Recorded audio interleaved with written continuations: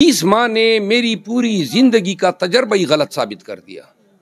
कभी मैंने सोचा ही नहीं था कि हमारा निज़ाम, हमारी अदलिया इतने छोटे बोनों पर मुश्तमिल होगी, जिनको हम माई लॉर्ड कहते हैं और नाजायज़ कहते हैं।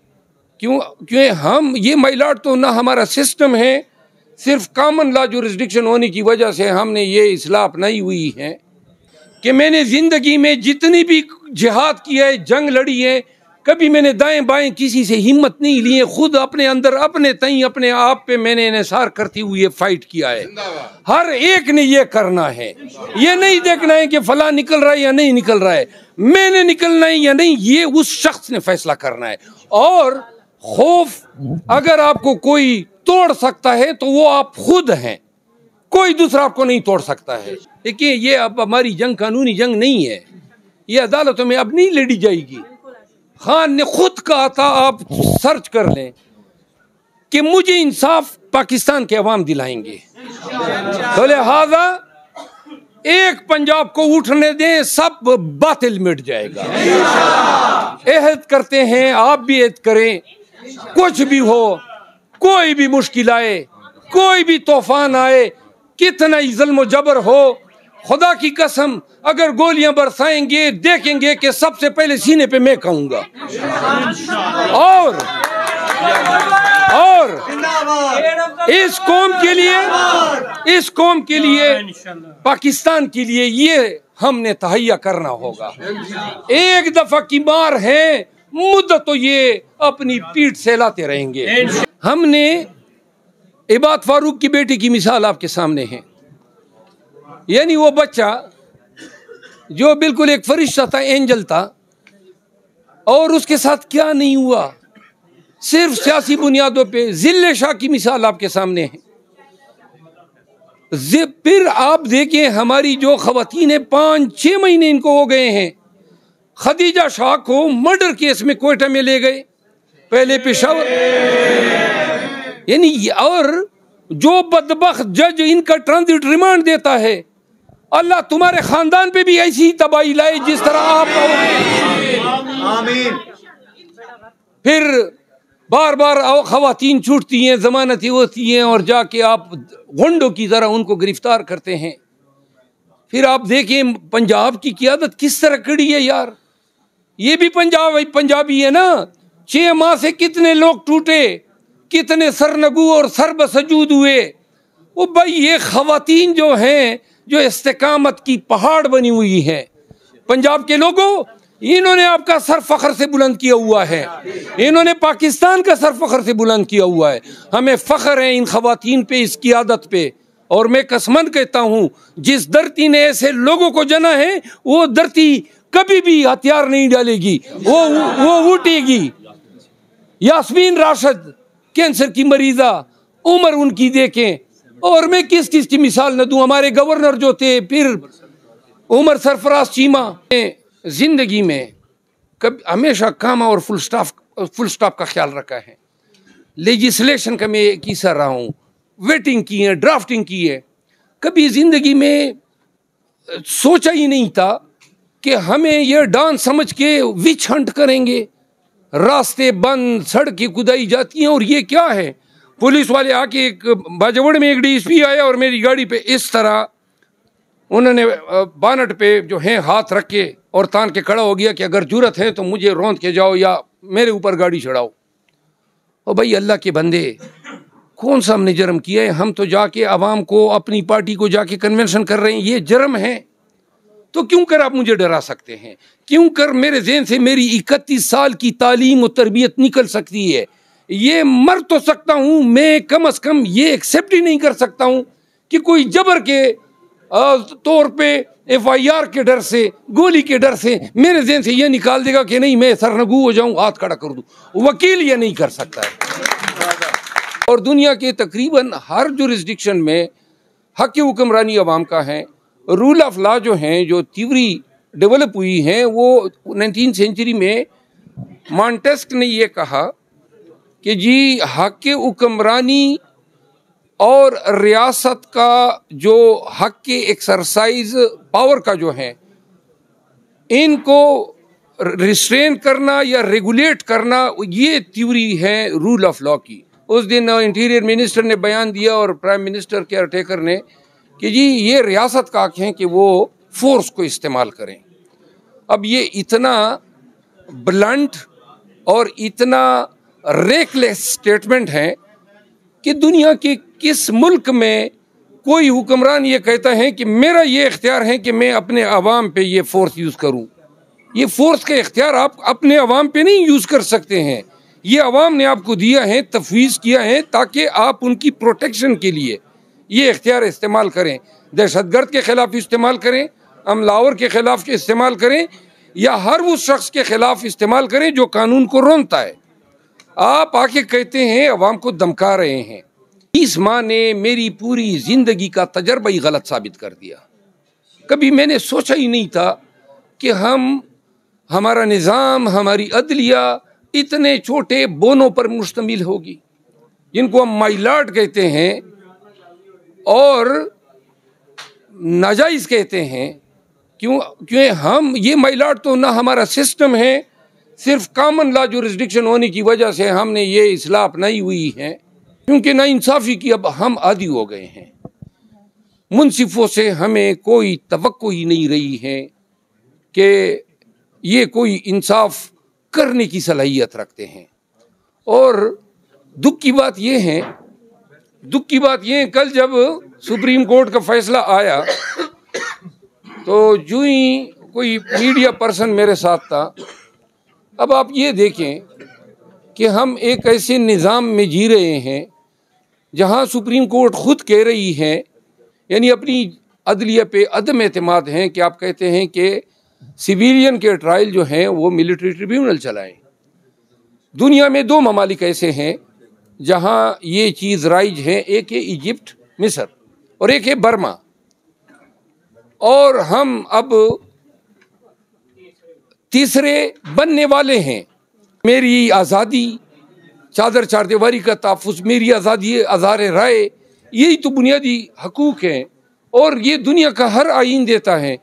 और ये जिम्मेदारी आइन ने हाई कोर्ट्स पे डाली है कि 199 के तहत आप प्रोटेक्ट करें पाकिस्तानियों को।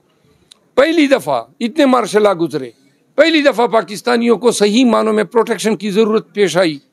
और जब पेश आई तो हमने देखा कि जनाब सरेंडर्ड जुडिशरी थी।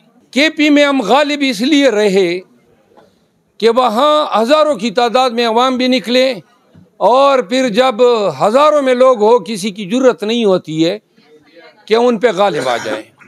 पंजाब में एक बात तो ये है कि हम आ रहे हैं पूरी तैयारी के साथ। पुलिस अगर ज्यादतियाँ करती है, एक वकील वर्दी में खड़ा होता है, हज़ारों लोग आपके पीछे आएंगे। तो लिहाजा आए, पंजाब में कन्वेंशनों को कामयाब बनाए। खान के चेहरे पे 9 मई के बाद मैंने अगर मुस्कुराहट देखी तो मैंने परसों देखी, जब धीर बाजवड़ नौशेरा और कुआट की वो अज़ीमुशान उसने देखे, क्या खुश था। खान तेरे बेशुमार। हमारी कौमी हमीयत का, हमारी कौमी गैरत का तकाजा है। वो जो शख्स जेल में 4 माह से पाबंद सलासल हैं, सबको पता है, कोई कसूर नहीं है उसका। दिल जलता है जब हम जाते हैं और बंदी खाने में उसको देखते हैं। कोई कसूर नहीं है, अगर है तो सिर्फ यही है कि पाकिस्तान की खुद मुख्तारी की बात की कि हम खुद मुख्तार और गैरती कौम हैं। तो लिहाजा कौम को ये एहसास होना चाहिए। केपी में लोगों को किस तरह उठाया मैं आपको बताऊं। मैं गया पश्तूनों के सामने और उनको बोला, मैंने कहा पर्चे अपने बुकते, मार पीट, अगवा, फलां डींग, ज़्यादा से ज़्यादा मेरे साथ निकलने पे 1 दफ़ा पीर पर्चे होंगे। 1 दफ़ा की मार है, चले जी 1 दफ़ा रूल ऑफ लॉ के लिए, खान के लिए खा लें। वो गैरती निकल गए। हर कन्वेंशन पे हम पे पर्चे हुए, हर कन्वेंशन में रास्ते रोके गए, हर कन्वेंशन में रोडें काटी गई। लेकिन लोग जो हैं इन पाबंदियों को खातिर में नहीं लाए। 1 दफ़ा खौफ को शिकस्त दो, खुदा की कसम खौफ दोबारा आपके दिमाग में बैठ ही नहीं सकता है। इंशाअल्लाह हमने और मैं पाकिस्तान तहरीक इंसाफ के तमाम वर्कर को कहना चाहता हूँ, हमें पूरी कौम को थेरापी की ज़रूरत है, साइकोलॉजिकल थेरापी की। हमने कौम के ज़हनों से इस फियर को, इस टेरर को निकालना है। और जिस तरह निकला है वहाँ केपी से, और जिस तरह मुझे लग रहा है कि बलूचिस्तान से निकलने वाला है, इसी तरह पंजाब जो है, मैं बताऊं आपको, चीख चीख के, रो रो के वर्कर मुझे कह रहे हैं कि आओ, हम आपके साथ जान की बाजी लगाने को तैयार हैं। हम तुम्हारे साथ हैं। दूसरी, इस यूनिफॉर्म, खुदा की कसम हमारी जंग इस यूनिफॉर्म के तकद्दुस की जंग है। हम वकील हैं, क्यों कर हम बुनियादी हकूक पे सौदाबाजी के जो है मुर्तकिब हो सकते हैं? सवाल ही पैदा नहीं होता है।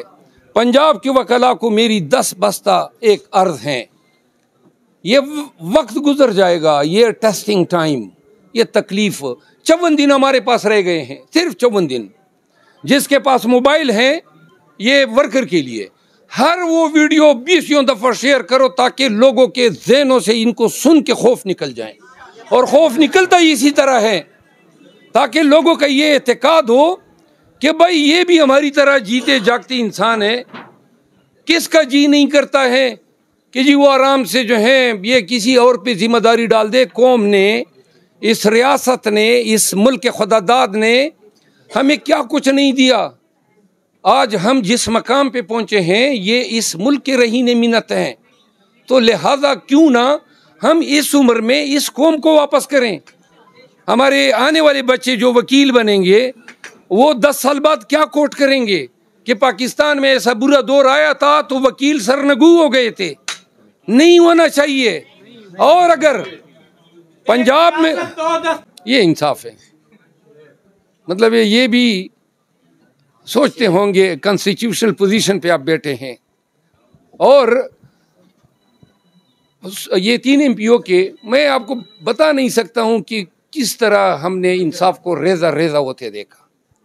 और मुंसिफों के हाथ, और सिविल जज करे तो खैर है, सेशन जज करे तो हम तो कहते हैं कि चले जी इनका आगाज है। लेकिन हाई कोर्ट का जज किस तरह ना इंसाफी का मुर्तकिब हो सकता है? आपने तो हल्फ उठाया हुआ है।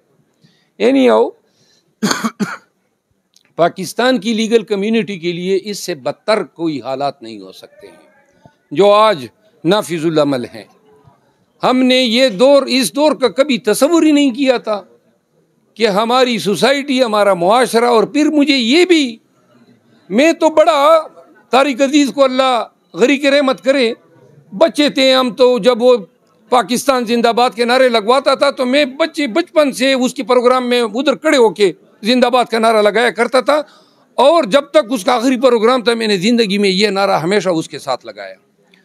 हमने तो ये सोचा था कि हम बड़े गाने और तराने सुने थे, ये जिंदा कौम है और ये आलीशान कौम है और पाकिस्तानी जो हैं वो ऐसे हैं। वो हमें तो पता ही नहीं था कि डंडे की मार की ये कौम है।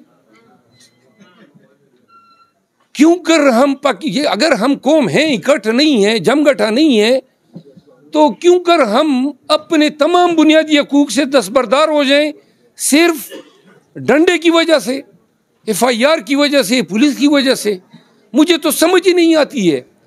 गैरती कौमें जो होती हैं वो मुश्किल औकात में अपनी वजूद का एहसास दिलाती है। हमारे सामने मिसालें हैं ना, फ़लस्तीनी कब से लड़ रहे हैं, कश्मीरी कब से लड़ रहे हैं। आप जाएं इराक में जाएं, आप निकारागुआ की तारीख देख लें, आप फ्रेंच रिवॉल्यूशन को देख लें। अगर पाकिस्तानियों आप पे तकलीफ आ गई है तो किधर गई आपकी कौमी हमीयत? खान की लड़ाई क्या है? खान कहता है डोनाल्ड डू को यह हक किसने दिया था या अमेरिका को कि वो बाजवा को लिखे कि पाकिस्तान की हुकूमत को चलता कर दें, वरना नताइज के लिए तैयार हो जाए। अब आपका आईन क्या कहता है कि सॉवरेनिटी बिलोंग्स टू अल्लाह, और वो अल्लाह ने उन अपने अवाम के थ्रू जो है आपको गवर्नमेंट देनी है। यानी पाकिस्तान के अवाम का हक है कि वो किसको हाकिम बनाते हैं। हाकिम बनाया था PTI को या इमरान खान को, डोनाल्ड डू कहते हैं आप उसको फारिग करें न।